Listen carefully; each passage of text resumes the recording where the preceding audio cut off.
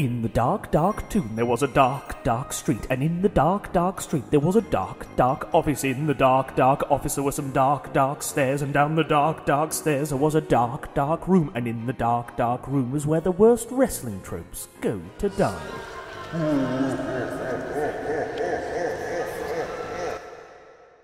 Hello, I'm Ross Tweddell from Cultaholic.com, and welcome to the first of a brand new series of AEW Straight to Hells, which will have been conducted via video calls, because this is the future. This, of course, is the show where my illustrious guest offers up a list of their pet peeves from the world of professional wrestling, and I decide which of those goes down straight to hell because of reasons. Joining us today is a lady who is blazing all kinds of trails all the way across the world, and now also in the women's division of All Elite Wrestling. It's Bea Priestley. Let's go and talk to Bea. All right then, so we're joined by Bea Priestley. Bea, how are you doing this morning, this afternoon, whatever time of day it is? It's evening. It's evening today. But now I'm good. I'm alive. Are you in Japan right now? Yeah. God, technology's fantastic, isn't it? Isn't it just?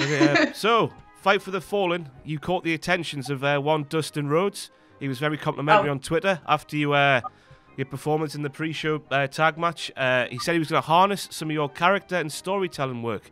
He enjoyed you smashing people's faces in, but he was going to harness that. Has he done that, and what's it been like to work with like legends of that ilk behind the scenes in AEW?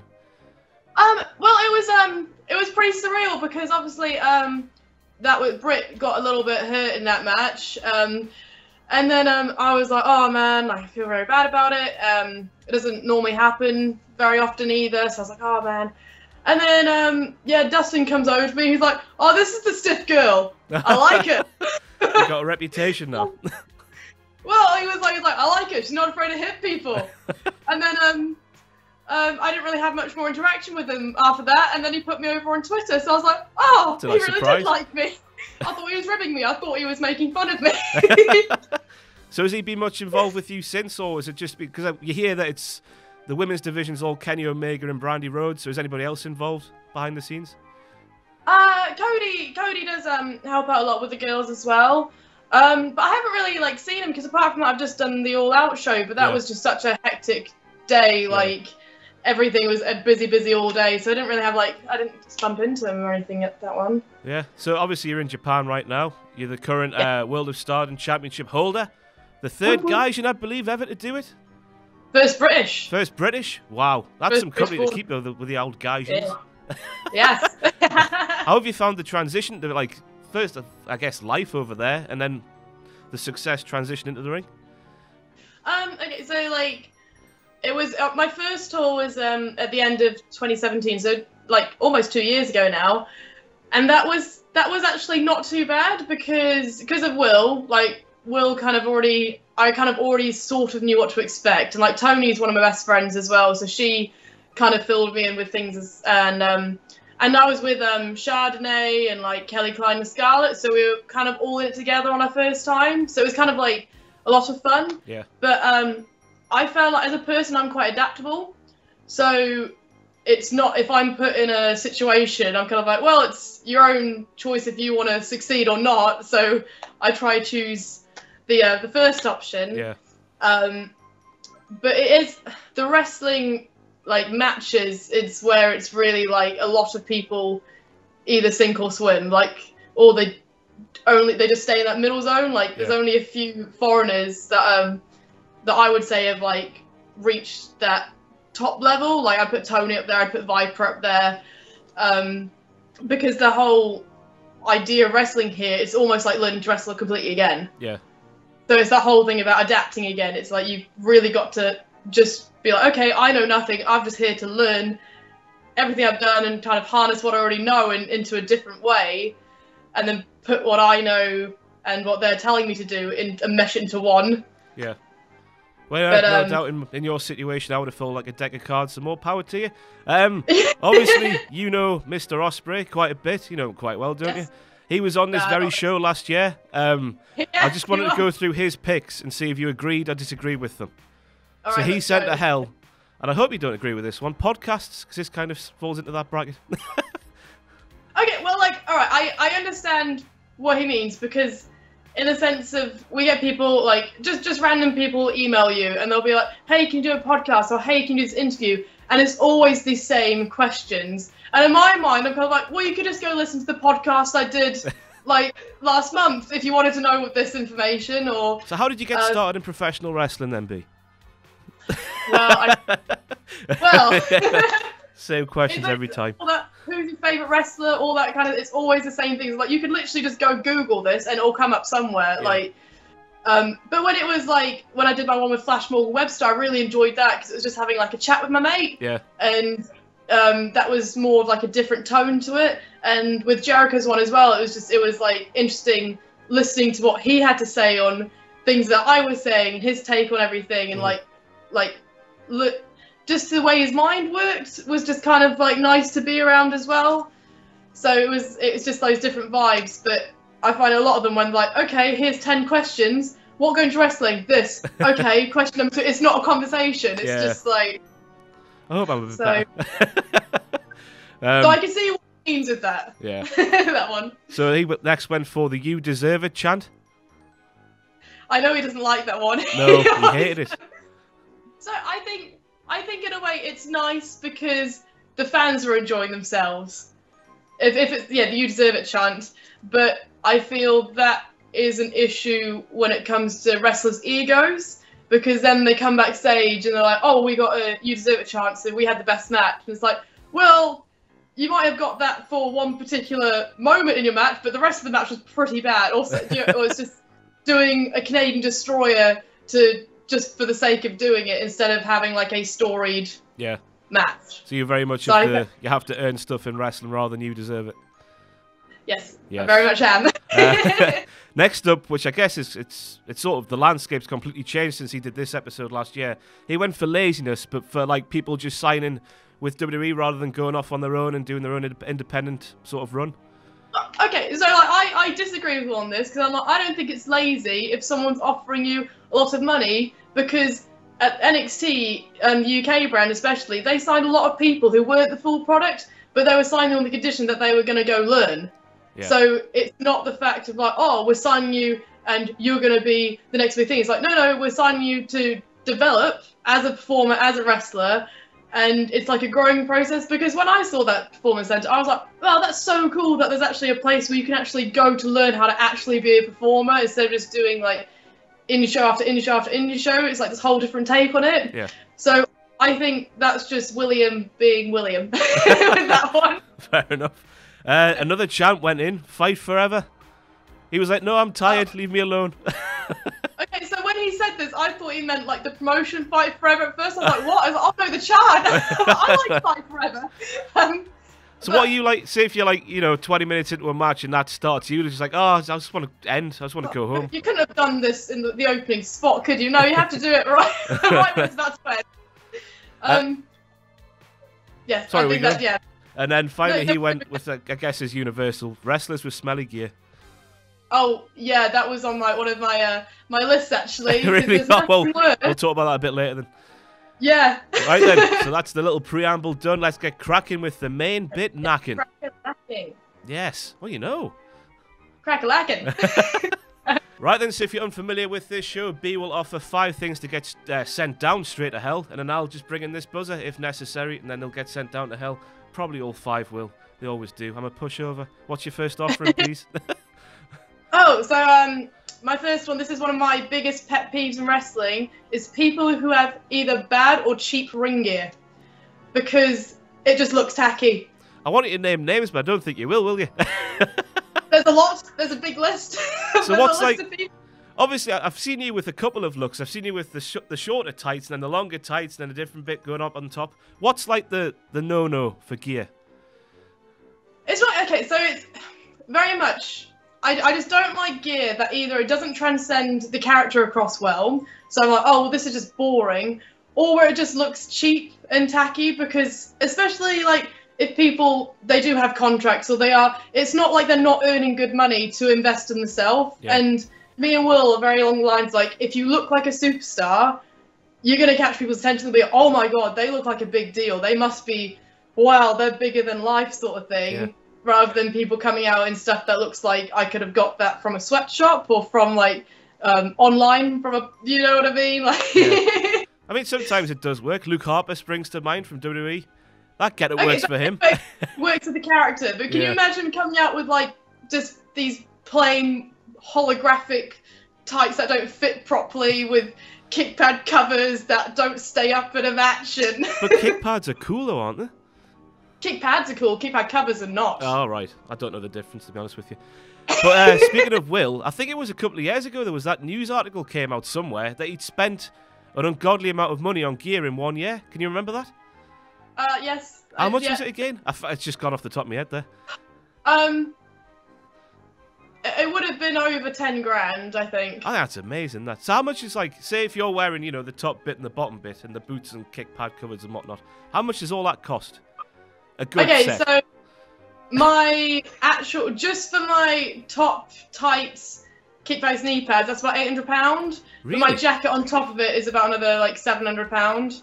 But I get it made in Japan by Japanese makers. But I've just ordered like a new jacket. I'm changing my look up at the end of the year, and that's like costing me over £1,000 just for the jacket. Jesus Christ.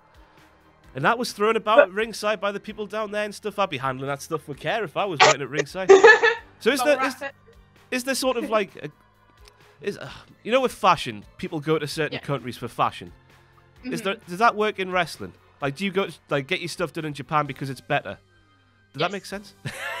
Yes, it does. Yeah, I get my stuff done in Japan because I feel Japan gear is as a general a lot more sturdy because the sport in Japan, or the wrestling in Japan, is a lot more like a sport. And I just find it like they can make my kick pads and knee pads to match my gear, so they make all that as well. Whether in England, a lot of people just make the top and shorts, and then you have to go get your other stuff elsewhere or anywhere else. But they can just do the whole thing. It's durable. It doesn't slip. It's all stitched super well. It lasts for a long time. So just in general, how long does, say if you're wrestling 3, 4, 5 times a week, how long does gear last for? I suppose it depends how long you look after it, or how well you look after it. But I've had like some of my sets. I don't keep the same gear for very long though, so I'm probably not a good I always change my gear. But I think they last a while. Like Will's stuff lasts a while, lasts a couple of years at least. Really? But then we resell it. Yeah. That's surprising the way he flies about.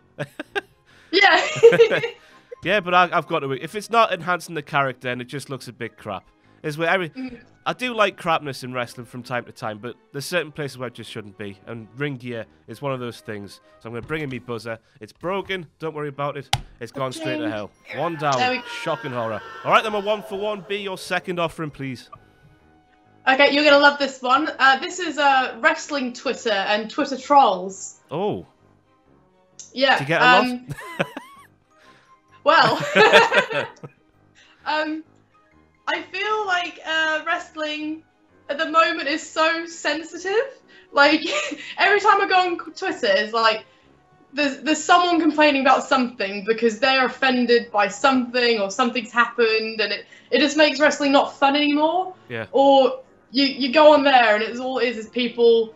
They're just trying to argue that their opinion's a fact or something. It's like, well, I think this, that means I'm right. And it's like, well, hang on a minute. Like, people are allowed to have different opinions on stuff, yeah. Yeah, and it is just that thing, where you're just scrolling on Twitter and it just makes you sad. Because it's like, well, it's not even about me, but just as a general, this makes wrestling depressing for me. It's not fun in that sense anymore. So when you were talking about things, people getting offended by things, what sort of things were they like? Because when it comes to getting offended, it's very hard to offend me. I'm one of those people.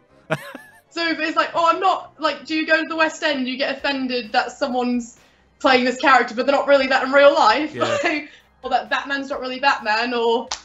Mind you do see some weird ones. I remember seeing some guy, he was a school teacher, but also like a part-time wrestler. I think it was in America. Yeah. And he was just having this Nazi gimmick. And he was in a high school just doing the goose step and whatnot. And that's a bit too far. I would be like, oh, wind that in. I'll draw the line at like homophobia and all that kind of stuff, because that's just not fair. Yeah. But when it's like you're playing a persona, that's sort of like, well, if someone dressed up as Santa and they're not really Santa, you're gonna have a cry about that. Or do you know what I mean? Yeah. That kind of. So I guess this stretches to every sort of facet of wrestling, sort of gimmicks Just to storylines to. Yeah. It's just more just the sort of like people being offended culture in general. Just everyone who seems to be complaining. It's like, why can't we? Wrestling used to be so fun and so cool, and now you go online and everyone's just complaining and crying and whining about something because everyone's too opinionated. It does make you wonder, like, if stuff like from the Attitude Era, certain, like, you know, Val Venus having his old member chopped off and stuff like. If that happened today, what would be happening in the world? Twitter would melt. Well, exactly. It would be amazing to see. Let's bring it back. Let's bring it back. But of course, like if people are coming from a certain perspective that, you know, something in their life is being, I don't know, triggered's the right word, but you know, if they see something that something's happened to, this isn't about them. This is just about the wider general population that get offended for no real good reason. Yes. Yes. So I agree with that. Boom, boom. Yes, they go boom. to hell. Just sit back and relax and enjoy the ride a bit more. I think that's what we're saying, isn't it? Don't be so uptight all the time. We're going to get so much abuse for that point. Oh, it's fine. Don't worry. Right, then we're 2 for 2. Be your third offering, please. Okay, we're going to go. This is something that Will touched on, but bad hygiene. Is this just smell or is there more? Mainly smell, but also it's just, there's nothing worse than being in a wrestling match and someone picks you up and they breathe in your face and it's just bad breath. You're like, oh, you're selling, like, oh God, like I'm actually going to be sick. Imagine is that a pretty common thing at like the end of a tour? Well, I imagine things get pretty gnarly when you're like 2 or 3 weeks into a tour. Well, okay, so I don't experience them like Will does, because Will does like 17 days or so on the road. We just do weekends. Yeah. Also, but the way I look at it is like it's not hard if you've got like gear. You can wash it. There's loads of laundry places if you're on a long tour. And also, bring a toothbrush to the show. Bring a toothbrush and some toothpaste. Just brush your teeth before you wrestle. It's not hard. It's really not difficult. This might be a stupid question, but do wrestlers just literally hide their gear in the washing machine? I put my gear in the washing machine. I thought it'd be really delicate, like too delicate for a washing machine. You need to take it like for a special dry clean or something. So you can get like these laundry bags that you can put your stuff in, and it just kind of helps protect it a bit more. But yeah, or you can wash it in the sink or in the bath and air it out. Fair enough. Get some Lush spray, spritz that with it, spritz some Lush all over it. So we've got the body odor, the smelly mouths. Anything else? Any more common problems in the ring? Dirty hair. Dirty hair. It's not Greasy hair. People don't wash. Yeah, people don't wash their hair, and then you're bumping around a match. It's like flicks in your mouth. You're like. It'd be wet anyway, wouldn't it? You won't be able to tell the difference. Well, you know, if you've seen the before the show, you kind of already know what's about to happen. I'm just going to run down the body. Anywhere else down south? Bad feet? Bad... Oh, well, they'd be covered by shoes, wouldn't they? Oh, feet, actually. Oh, when people take their shoes off and they've got smelly-ass shoes, like... So do you use... I forget what Will brought up when he did the same point last year. What? Was it lemon, fresh, tree-scented, something or other? Dad's Lemon Garden? Maybe. Is that it? Lemon Garden? That's a Lush one, I think. Chris Brooks, that's his go-to one, I think. What's your go-to? Twilight. Twilight or Rose Jam. Is that just a spray or something? Yeah, the Lush sprays. It's the same thing, just different different flavours. So there you go. Any wrestlers watching this? I doubt there are, but there might be. Use that stuff. Lush. Cheap. There you go. Well, don't forget we used to work for the old WCPW. I'm not going to name the guy, but one of the big American imports. We did like a backstage thing with him. My God. I thought, like, you know, the big name here. Lots of money, probably, presumably. He smelled a BO so bad. I was so, like, disappointed. I think disappointed is the word. Really, like, I've just been crushed now. I know. It's ruined. There's no going back from that. Live this lavish lifestyle for, like, you know, God knows how many years, and then they just rock over with their BO and their gear that just reeks of stale bread. Do you know what's even worse, though, is that when, like, people do stink of BO, and then you wrestle them, you end up smelling like them. Yeah. You're like, oh, God, no, I've got the stench. And then you get the reputation for being the smelly one when they deny it. Oh, God, clean. Get it off. But yeah, I mean, if anyone does like BO, that's a deep-rooted psychological issue. I'd hope, yeah. I know. Yeah, so just smelly people in general. And wrestlers. Hell. Have a shower. Have a shower. So shock and horror once again on Straight to Hell. 100% of the things have gone to hell. Yes. I need to get a backbone. We are hell raisers. What's your fourth offering, please? Alright, so I've got bad work ethic here. Ooh. Yes. So I hate laziness in wrestling. I hate I'm getting all like moving with it. I'm just going to let you talk. Just say what you need to say.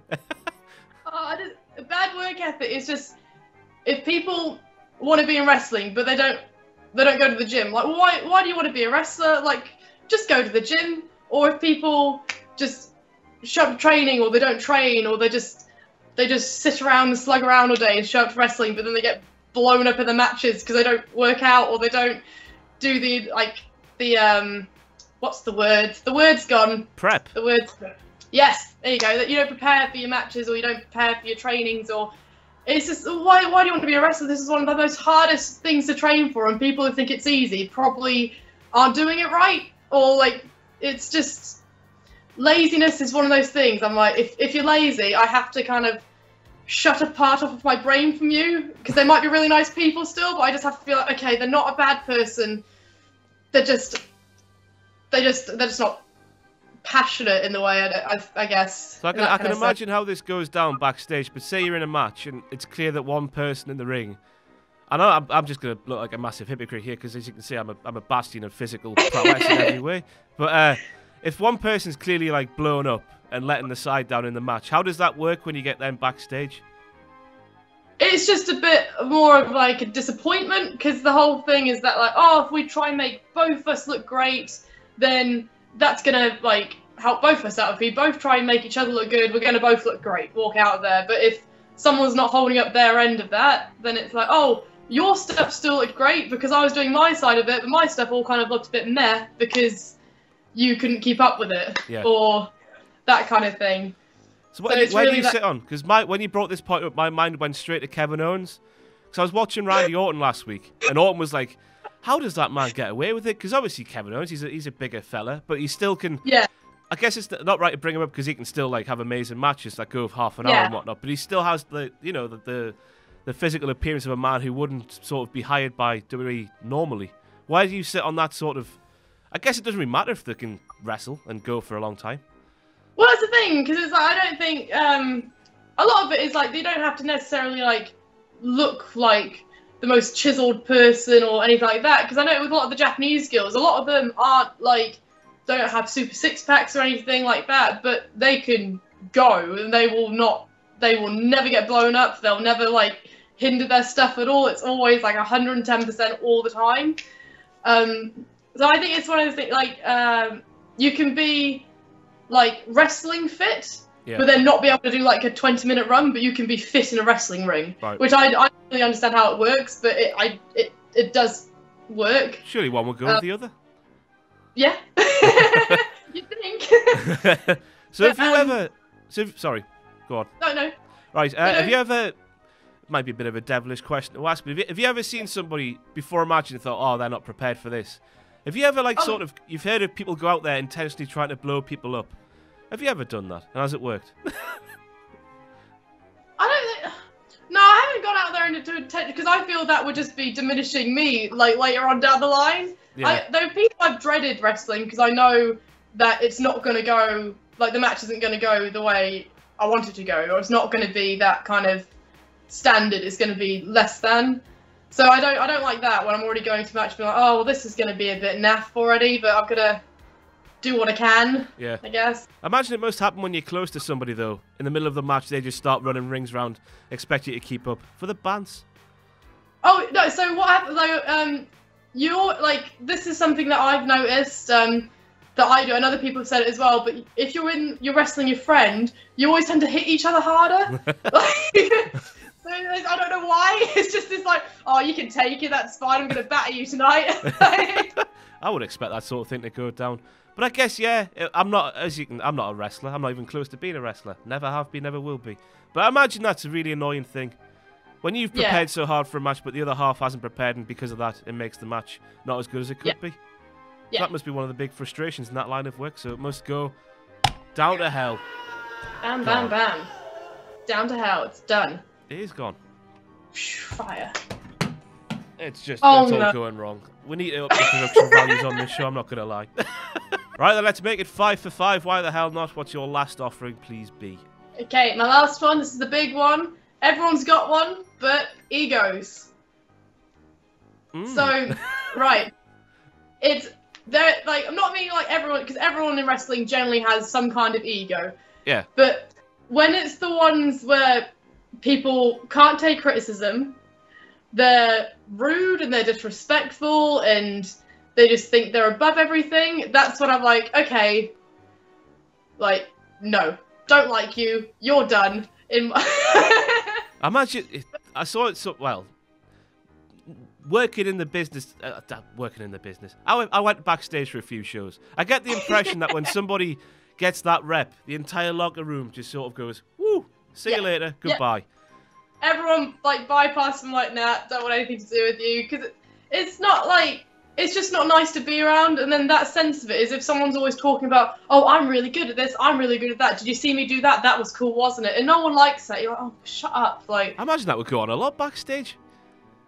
No, not really. Like, there's different after, like, matches, like, most people will be like, oh, did that look okay? And they'll let someone else tell them that, or be like, oh, no, actually it looked a bit naff. Yeah. When people are like, oh, yeah, that match was so good, it was sick, wasn't it? Yeah, like, I'm the best wrestler here. And it's like, oh, God, like, here we bloody go. So I imagine this is it right to say this would be an issue with sort of older, more experienced people, rather than people coming up? Or does it happen all the way through? It happens with a lot of newer people now.